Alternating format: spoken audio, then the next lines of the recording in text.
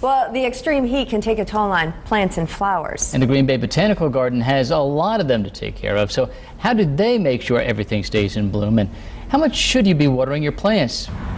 Mark Konlock joins us now live to explain. Good morning, Mark. How are you? Hi, Mark. Good. I'm good. Pete and Rachel, how are you guys? We're hot. Yeah.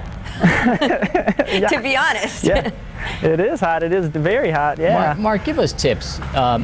For us at home, should we be watering? I mean, we had like a thunderstorm which dumped about a ½ inch of rain on us just within the last 36 hours.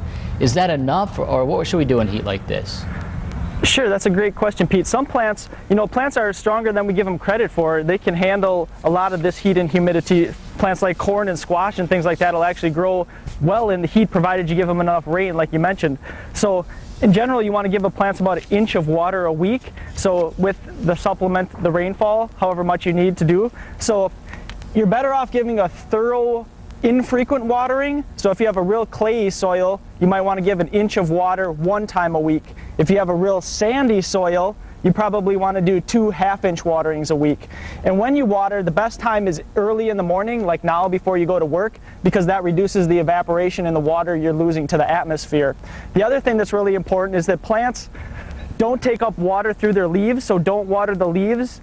You actually want them to dry off so that they go into the night dry, because if they're wet, that can lead to more disease incidents. So when you're watering, don't go like this. Do not do that. Instead, water the soil and let the roots take up the moisture. And you can check to make sure you've watered enough by taking a screwdriver or a soil knife or trowel and digging into the ground and making sure that it penetrates down into the root zone where the plants are actually going to take the water up from. Okay, good to know. I mean, that was really good advice. Very interesting. So I'm thinking that maybe some of us are overwatering our plants.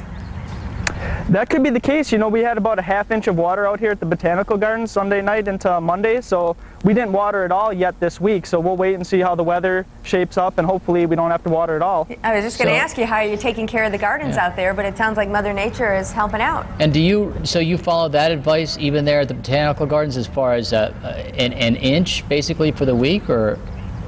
Yep, we'll watch the forecast, and if we get 1 inch, we probably don't water, but we also will check specific plants. Some plants require more moisture than others, and also new plantings require a little bit more care in making sure that they're not drying out throughout the week. So even if it rains, if you planted something new, it's good to check on it. Just take your knife or trowel and dig around the soil, and also look for wilting leaves or kind of grayish, bluish leaves. You can kind of notice when they start to go down and that you need to take care of them and water them a little more frequently than other things that are established.